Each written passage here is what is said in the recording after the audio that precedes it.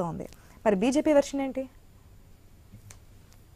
Madam, ముందుగా నిన్న మన రేవంత్ రెడ్డి గారు మాట్లాడింది కార్ల గురించి, అలాగే ఢిల్లీ పర్యటన గురించి, అలాగే కొత్త రేషన్ కార్డు గురించి అప్లై చేసే దాని గురించి ఒక్కొక్క అంశం మీద డిస్కస్ చేస్తే బాగుంటుంది. మనము ముందుగా కార్లు అనేది దాని గురించి మాట్లాడితే, కార్లు బుక్ చేశారా, డెలివరీ తీసుకున్నారా, లేదంటే తీసుకున్నాక ఇక్కడికి వెళ్ళి తీసుకెళ్ళి విజయవాడలో పెట్టారు. ఒక్కొక్క షోరూమ్ లో ఒక్కొక్క దగ్గర పర్చేజ్ చేస్తారు. నేను ఇక్కడ బీఆర్ఎస్ ను సమర్థించడం గానీ ఇది కాదు, వాస్తవంగా మాట్లాడుకోవాల్సింది ప్రజలను తప్పుదారి పట్టించే విధంగా ఉండకుండా, ఏదో గత ప్రభుత్వంలో ఏదో జరిగిందని చెప్పేసి మనం పక్కదారి పోయే విధంగా ఉండకుండా ఉండాలనేదే ఈ యొక్క నా ఒక ఉద్దేశము. దీంట్లో జరిగింది ఏంటంటే, ఆ 22 కార్లను కొత్త ప్రభుత్వానికి అందించడానికి బుక్ చేసినయా, ఆల్రెడీ తీసుకొని అక్కడ పెట్టారా, దానికి డబ్బులు కేటాయింపులు జరిగినాయా లేదా, ఏం జరిగింది అనేది ఒకటి స్పష్టత కావాలి ప్రభుత్వం నుంచి. రెండో అంశము, ఢిల్లీ వెళ్ళారు రేవంత్ రెడ్డి గారు. తెలంగాణలో ఉన్న ఆర్థిక పరిస్థితుల గురించి కానీ స్థితిగతుల గురించి కానీ తెలియజేయడానికి, సహాయ సహకారాలు అందించడానికి ప్రధానమంత్రి గారు కూడా వాటి మీద సానుకూలంగా స్పందించారని చెప్పేసి ముఖ్యమంత్రి గారు, ఉప ముఖ్యమంత్రి గారు ఇద్దరు స్టేట్మెంట్ ఇవ్వడం జరిగింది. మన తెలంగాణకు శుభసూచకమని అనుకోవాలి. ఇంకొక అంశం ఏంటంటే, ఇక్కడ వీరు ఢిల్లీ ఎలక్షన్ నుంచి ఒక అభద్రతా భావము, ఒక స్పెక్యులేషన్ బయట పబ్లిక్ లో ఊహాగానాలు కొన్ని చక్కర్లు కొడుతున్నాయి.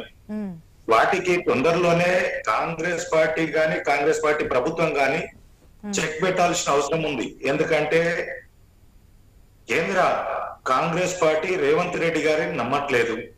అందుకనే మల్లు బట్టి విక్రమార్క గారిని పంపించారు.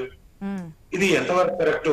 ఇలాంటివి వస్తే ప్రభుత్వం నడపడం చాలా కష్టంగా ఉంటుంది. ప్రజా సమస్యలు అనేవి పక్కకు దారిపోయి ఈ యొక్క అంశాల పైన చర్చలు వస్తే కనుక ప్రజా సమస్యలకు ఇబ్బంది జరుగుతుంది. కాబట్టి కాంగ్రెస్ పార్టీ ప్రభుత్వం తొందరగా స్పష్టత ఇవ్వాలి.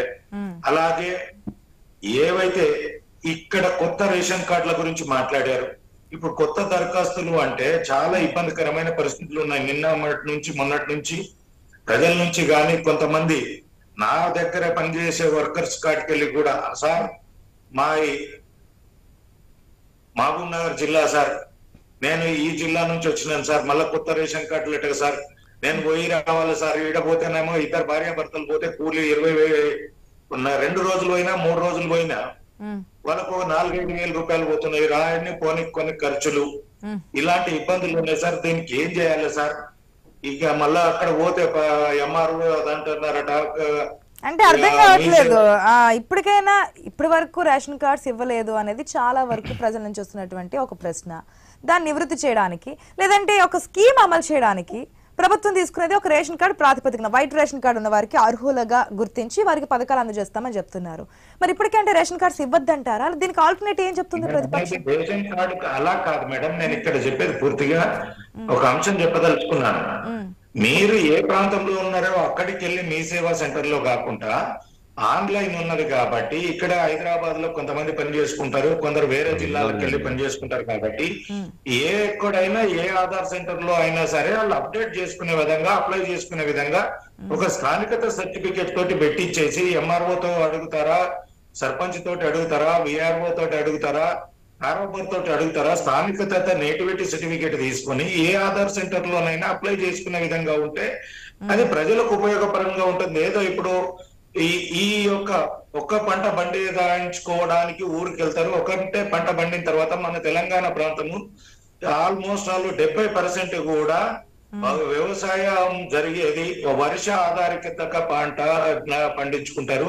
ఒక పంట పెట్టుకున్న తర్వాత రెండో టైంలో వాళ్ళు పంటలు పెట్టుకోలేరు, నీళ్లు ఉండవు. కాబట్టి వాళ్ళు ఏం చేస్తారంటే హైదరాబాద్ లేదంటే ఏదైనా సుదూర ప్రాంతాలకు వెళ్ళి వాళ్ళు వలసవాదులుగా పనిచేసుకుని మళ్ళీ వర్షాకాలంలో వచ్చి వ్యవసాయం చేసుకుంటారు. వాళ్ళు అటువంటి వాళ్ళకు ఇప్పుడు ఇబ్బందికరంగా ఉంటుంది. కాబట్టి ఆ ఆన్లైన్ వ్యవస్థను సరళీకృతం చేసి ప్రజలు ఎక్కడున్నా కానీ ఆన్లైన్ లో మీ సేవా సెంటర్ లో అప్లై చేసుకునే విధంగా సౌకర్యాలు కల్పించాలనేది నా యొక్క డిమాండ్. ఓకే, ఎస్ మాట్లాడదాం. మరి అధికార పార్టీ నాయకులు కూడా ఉన్నారు కాబట్టి. శ్రీనివాస్ రెడ్డి గారు, గుడ్ మార్నింగ్ అండి. గుడ్ మార్నింగ్ అండి ఆశా గారు.